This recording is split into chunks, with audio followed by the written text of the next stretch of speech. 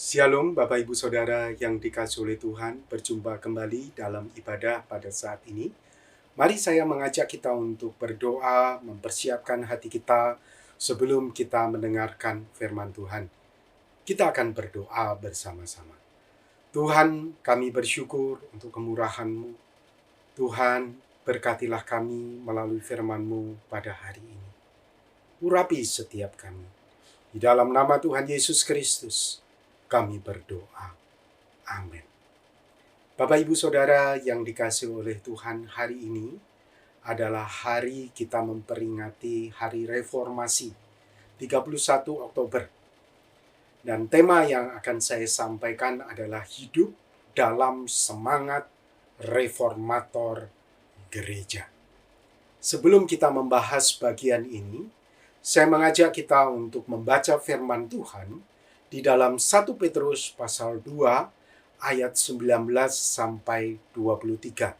Firman Tuhan berkata, sebab adalah kasih karunia jika seorang karena sadar akan kehendak Allah menanggung penderitaan yang tidak harus ia tanggung. Sebab dapatkah disebut pujian jika kamu menderita pukulan karena kamu berbuat dosa? Tetapi jika kamu berbuat baik, dan karena itu kamu harus menderita, maka itu adalah kasih karunia pada Allah.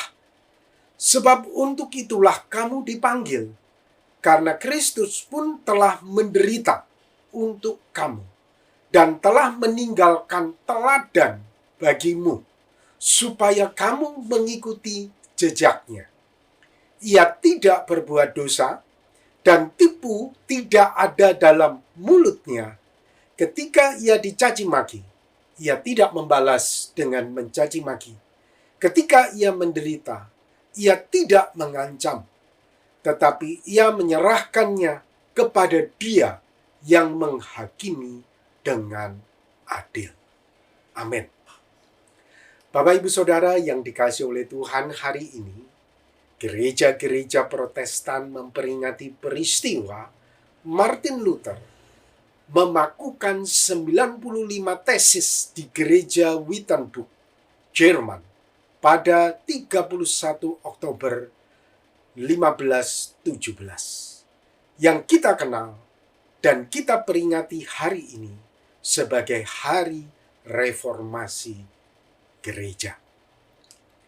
Apakah itu reformasi gereja? Kata reformasi dalam bahasa Inggris, re artinya kembali, dan form artinya bentuk, yang memiliki arti memperbaiki atau memperbaharui kembali pada bentuk originalnya.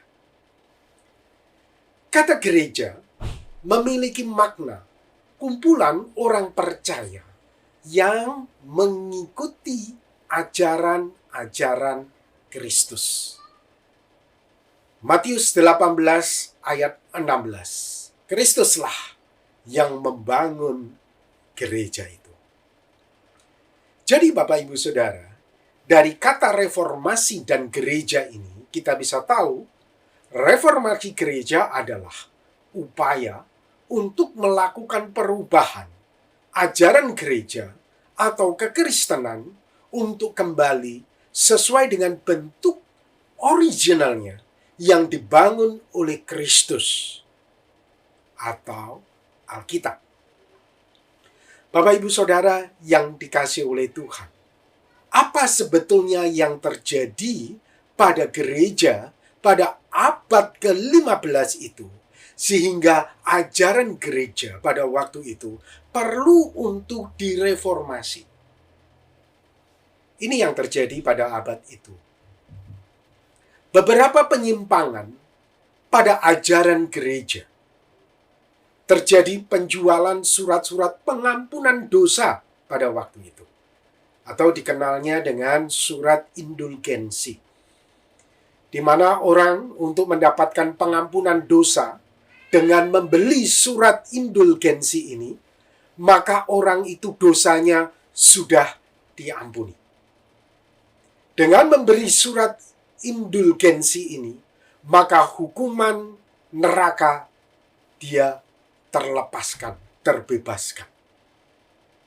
Bapak, Ibu, Saudara, sehingga pada waktu itu gereja banyak mendapatkan keuntungan secara finansial dari penjualan surat-surat pengampunan dosa ini. Gereja dapat keuntungan besar pada waktu itu. Sehingga tidak heran terjadi korupsi yang besar di dalam gereja juga. Selain itu, Bapak, Ibu, Saudara, terjadi praktek simoni, yaitu penyogokan yang dilakukan oleh para pemuka agama untuk menduduki posisi sosial yang tinggi dalam gereja pada waktu itu. Seperti yang terjadi pada Paulus Alexander ke-6. Bapak, Ibu, Saudara, ia bisa menjadi pemimpin gereja tertinggi pada waktu itu melalui praktek simoni. Sejarah membuktikannya itu.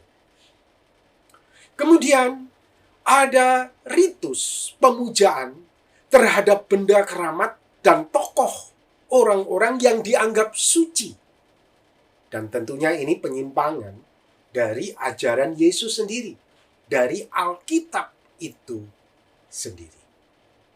Yang berikutnya, Bapak, Ibu, Saudara, para pemimpin gereja tampak tidak peduli dengan kehidupan moral, seperti membiarkan Paus Alexander ke-6 tetap menjadi paus sampai matinya, walaupun bukti-bukti menunjukkan dia memiliki banyak gundik, dia memiliki banyak anak dari gundik-gundik itu.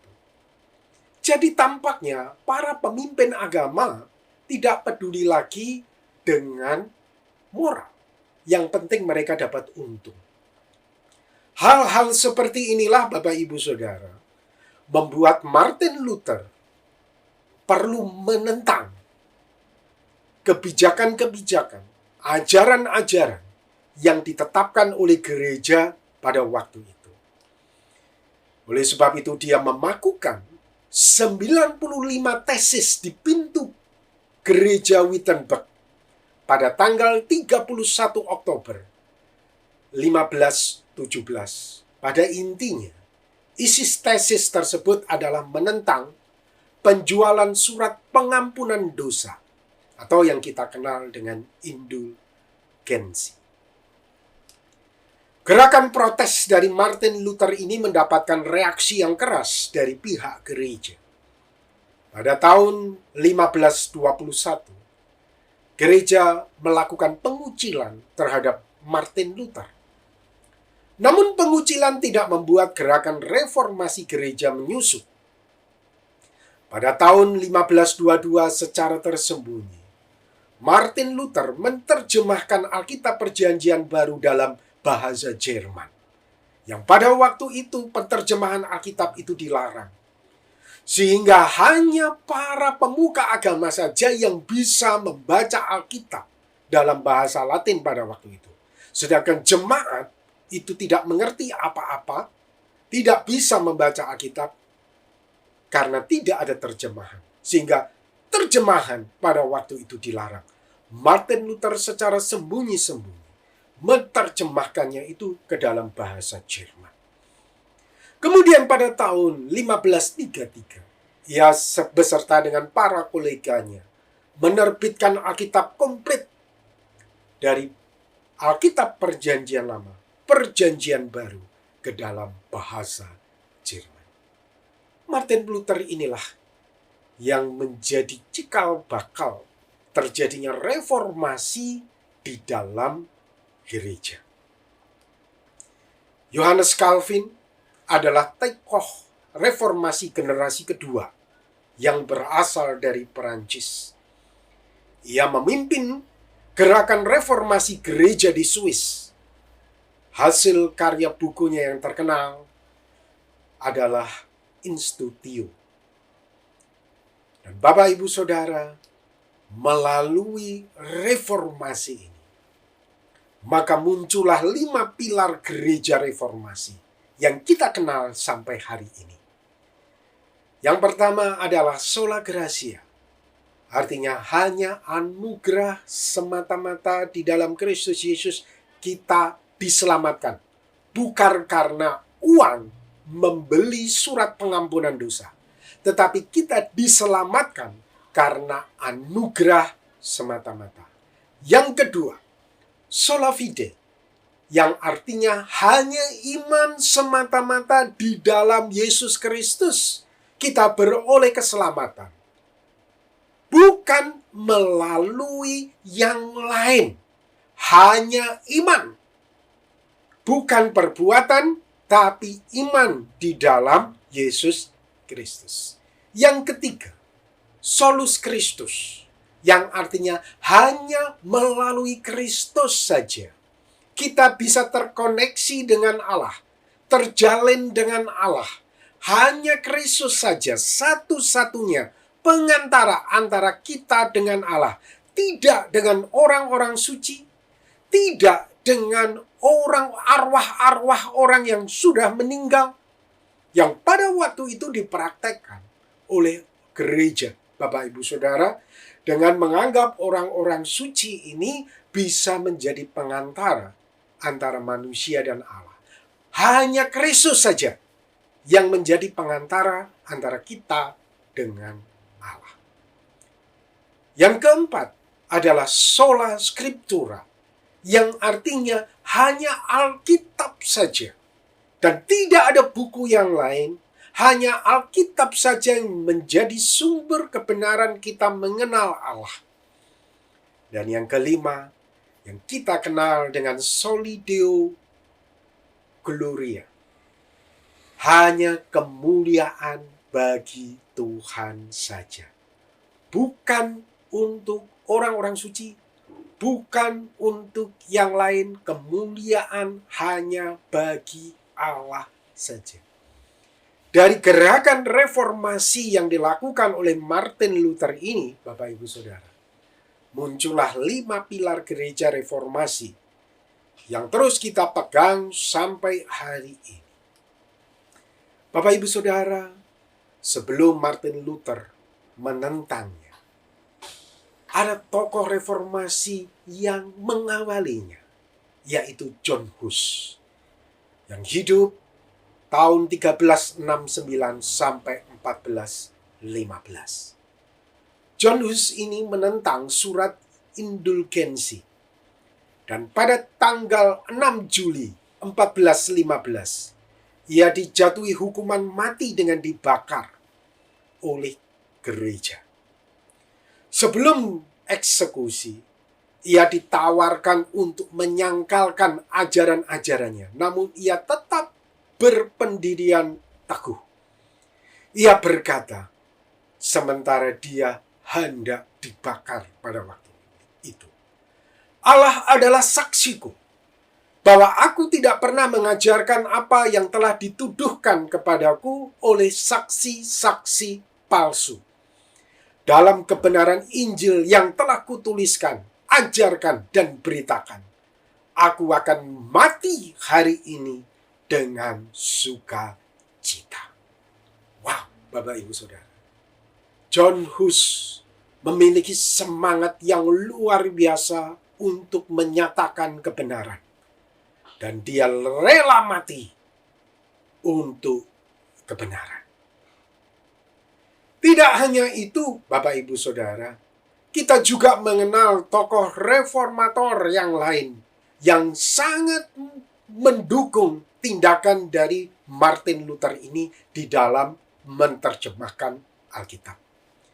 William Tyndale, Saudara, yang hidup 1494 sampai 1536. Ia adalah seorang akademisi Inggris yang menjadi seorang tokoh ternama dalam reformasi Protestan pada tahun-tahun menjelang eksekusinya.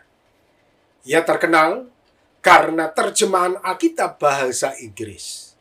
Ia diadili dengan tuduhan sesat pada tahun 1536 dan dijatuhi hukuman mati karena perbuatannya yang menerjemahkan Alkitab dalam bahasa Inggris ini. Ia diikat di tiang dan dicekik sampai mati, kemudian dibakar. Semasa ia hidup, ia pernah berkata mengkritik seorang uskup. Ia berkata, "Jika Allah memberikan usia kepadaku, sebelum banyak tahun, aku akan menyebabkan seorang anak yang membajak ladang untuk tahu lebih banyak tentang Alkitab daripada engkau." Luar biasa, saudara, semangat William ini. Dia rindu bukan hanya para tokoh agama yang bisa membaca Alkitab, tetapi dia mau seluruh jemaat umat juga bisa membaca Alkitab, mengerti isi Alkitab. Semangatnya luar biasa. Inilah tokoh-tokoh para reformator, Bapak Ibu Saudara. Sehingga pada hari ini kita mendapatkan ajarannya yang sehat. Kita juga bisa membaca Alkitab dengan bahasa kita masing-masing karena perjuangan semangat yang luar biasa dari para reformator gereja ini. Hidup benar, Bapak Ibu Saudara, tidak selalu diterima seperti para reformator ini. Hidup benar tidak selalu didukung seperti para reformator gereja ini. Justru sering kali dianggap sebagai ancaman sesat, sehingga terjadi penolakan, pengucilan, bahkan hukuman mati. Namun firman Tuhan berkata di dalam 1 Petrus 2 ayat 19. Sebab adalah kasih karunia. Jika seorang karena sadar akan kehendak Allah menanggung penderitaan yang tidak harus ia tanggung. Demi kebenaran, para reformator gereja ini rela menderita. Dan saya meyakini mereka menyadari akan firman Tuhan ini. Kehidupan kesaksian para reformator gereja pada abad ke-15 menyatakan bahwa semangat menderita demi kebenaran tampak begitu sangat nyata. Tentunya dengan kesadaran bahwa penderitaan karena kebenaran adalah kasih karunia Allah. Bapak Ibu Saudara yang dikasihi oleh Tuhan. Seringkali kita berpikir bahwa kasih karunia itu berbicara sesuatu yang enak-enak saja. Tetapi kita telah belajar hari ini. Ternyata menderita demi kebenaran itu juga adalah kasih karunia Allah. Tuhan Yesus berkata di dalam Lukas 6 ayat 22. Berbahagialah kamu jika karena anak manusia orang membenci kamu, dan jika mereka mengucilkan kamu dan mencela kamu, serta menolak namamu sebagai sesuatu yang jahat. Tuhan Yesus sudah menyatakan kamu harus berbahagia. Karena itu sesungguhnya kasih karunia. Itu sesungguhnya anugerah. Tidak semua orang bisa mengalami apa yang dialami oleh para reformator ini. Dan jika Bapak Ibu Saudara menderita karena Kristus, jika Bapak Ibu Saudara menderita karena kebenaran, itu adalah kasih karunia karena tidak semua orang mengalami apa yang Bapak Ibu Saudara alami. Oleh sebab itu, firman Tuhan Yesus berkata, berbahagialah kamu, karena kamu mendapatkan kasih karunia untuk menderita demi kebenaran. Beberapa orang menderita karena kebenaran, dan tidak dapat menganggap penderitaannya itu sebagai kasih karunia. Sehingga akhirnya menjadi kecewa dan menolak Kristus. Namun Tuhan Yesus juga pernah berkata, berbahagialah orang yang tidak menjadi kecewa dan menolak aku. Bapak, Ibu, Saudara, kita ketika menderita demi kebenaran, kita manusia cenderung bisa menjadi kecewa. Dan kemudian kita ingin meninggalkan Tuhan. Namun Tuhan Yesus sudah mengingatkan kita, jangan kecewa. Kita bertahan di dalam iman kita, di dalam kesetiaan kita, untuk tetap hidup di dalam kebenaran, dan kita tidak menolak Kristus. Mari kita belajar untuk tetap setia. Karena Kristus pun telah menderita di atas kayu salib, memberikan teladan bagi kita. Dia dicaci maki, dihina, tapi dia menyerahkan semuanya itu kepada Allah yang akan menghakimi dengan adil. Demikian juga dengan kita. Ketika benih-benih kekecewaan itu mulai tumbuh, mari kita belajar untuk berserah kepada Tuhan. Kita mengikuti teladan yang diberikan oleh Tuhan Yesus. Kita menyerahkannya kepada Allah Bapa di surga yang akan menghakimi dengan adil. Dan kita belajar setia dengan apa yang Tuhan izinkan terjadi di dalam hidup kita. Mari Bapak, Ibu, Saudara, kita hidup dalam semangat para reformator gereja itu. Hidup dalam keyakinan bahwa menderita karena kebenaran adalah kasih karunia Allah. Kalau engkau sekarang ada di kantor dan engkau menderita karena kebenaran, anggaplah itu kasih karunia Allah. Kalau engkau sekarang ada di rumah dan engkau menderita karena kebenaran, anggaplah itu sebagai kasih karunia Allah. Kalau sekarang engkau ditolak, engkau dikucilkan, dan engkau dianggap sebagai sesuatu yang jahat karena kebenaran, anggaplah itu sebagai kasih karunia Allah bagimu. Dan tidak semua orang mengalami seperti yang kau alami. Berarti betapa spesialnya itu bagimu. Karena itu adalah kasih karunia Allah bagimu.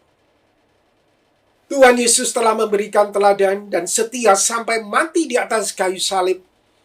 Dan Allah Bapa kemudian memuliakan Tuhan Yesus. Demikian juga kita. Kesetiaan kita di dalam Yesus Kristus akan kebenaran. Satu hari Allah Bapa pun akan memuliakan kita bersama-sama dengan Kristus. Hari ini gereja sedang menghadapi situasi yang sama, mirip dengan abad ke-15. Menghadapi sekularisme, liberalisme, dan humanisme tanpa Tuhan. Apakah semangat para reformator gereja masih hidup di dalam diri kita, Bapak, Ibu, Saudara? Ataukah ketika kita mulai capek menghadapi penderitaan karena kebenaran ini, kemudian kita kecewa dan meninggalkan Tuhan? Mari Bapak, Ibu, Saudara, saya mengajak kita untuk tetap setia kepada Tuhan di tengah-tengah situasi yang tidak menyenangkan karena kebenaran. Mari kita belajar untuk setia kepada Tuhan dan berani seperti para reformator ini menyuarakan kebenaran. Bukannya kompromi dengan dosa dan segala macam kejahatan. Tapi kita belajar untuk berani menyuarakan kebenaran. Walaupun menderita. Memang Bapak, Ibu, Saudara, hal ini tidaklah mudah. Namun sekali lagi, kalau kita menderita karena kebenaran, itu adalah kasih karunia Allah. Hari ini gereja menghadapi situasi yang sama. Ada artikel berkata seperti ini. Gereja Katolik Jerman berkati pernikahan gay meski ada larangan Vatikan. Ini berita saudara tahun 2021. Dan ada berita yang lama juga saudara, Gereja Protestan AS Amerika Serikat memperbolehkan pernikahan sesama sejenis. Saudara, kita melihat gereja tidak lagi bisa memahami pernikahan sesuai dengan ajaran Alkitab, sesuai dengan ajaran Tuhan Yesus Kristus. Hari ini kita perlu berani untuk menyatakan posisi gereja harus murni. Gereja harus sesuai dengan Alkitab. Bapak, Ibu, Saudara, hari ini ada seorang perempuan. Ia bernama Päivi Räsänen. Räsänen ini adalah seorang politisi dan dokter medis terkemuka di Finlandia. Saat ini ia sedang menghadapi tuntutan pidana karena mengutip Alkitab di media sosial. Ia adalah seorang Kristen yang memegang pandangan Alkitab tentang seksualitas manusia dan membela posisi Alkitab tentang pernikahan. Ia mengkritik gereja yang mendukung pernikahan sejenis. Namun justru karena kebenaran inilah, maka ia sekarang sedang dituntut untuk masuk penjara karena memposting ayat-ayat Alkitab tentang topik-topik itu secara online. Proses hukumnya masih berjalan sampai saat ini. Bapak, Ibu, Saudara, ini terjadi di Finlandia. Negara yang sekularisme, liberalisme, humanismenya sangat tinggi. Dan mari Bapak, Ibu, Saudara, orang-orang seperti Päivi Räsänen ini kita dukung di dalam doa. Kita support dia. Dengan doa-doa kita. Walaupun dia posisinya jauh di sana. Tapi dia orang yang memiliki semangat para reformator gereja abad ke-15. Saudara, semangat yang sama seharusnya juga ada di dalam diri kita. Jika kita menderita karena kebenaran, mari kita meyakini bahwa itu adalah kasih karunia Allah. Itu spesial, khusus bagi kita. Dan tidak semua orang mengalaminya. Mari kita meyakini bahwa Tuhan Yesus yang adalah guru dan teladan kita, Dia beserta kita sesuai dengan janjinya. Untuk menolong kita, untuk mendampingi kita, untuk memberi kekuatan kepada kita melewati proses penderitaan itu. Jadi Bapak, Ibu, Saudara, janganlah engkau menjadi kecewa. Tetapi biarkan engkau tetap setia kepada Tuhan. Dan sampai waktunya nanti, sebagaimana Tuhan Yesus dipermuliakan oleh Allah Bapa, Allah Bapa pun akan mempermuliakan kita bersama-sama dengan Tuhan Yesus pada waktunya. Amin. Mari kita akan berdoa bersama-sama. Tuhan, terima kasih untuk firman yang Tuhan sudah nyatakan bagi kami. Tolong kami ya Tuhan, di tengah-tengah hidup dunia sekarang ini, yang semakin jauh daripadamu. Tolong kami untuk kami memiliki semangat para reformator gereja. Meyakini bahwa menderita demi kebenaran adalah kasih karunia Allah. Dan jika selama ini engkau mendapati kami menggerutu, kami kecewa, kami marah kepadamu, Tuhan, ampunilah kami. Dan tolonglah kami untuk kami memiliki semangat para reformator gereja. Berkati kami, berkati jemaatmu, dimanapun mereka berada. Beri keberanian kepada kami untuk terus menyuarakan suara kebenaran, walaupun harus menderita. Tolonglah kami ya Tuhan. Terima kasih untuk firman-Mu ini. Di dalam nama Tuhan Yesus, kami berdoa. Amin.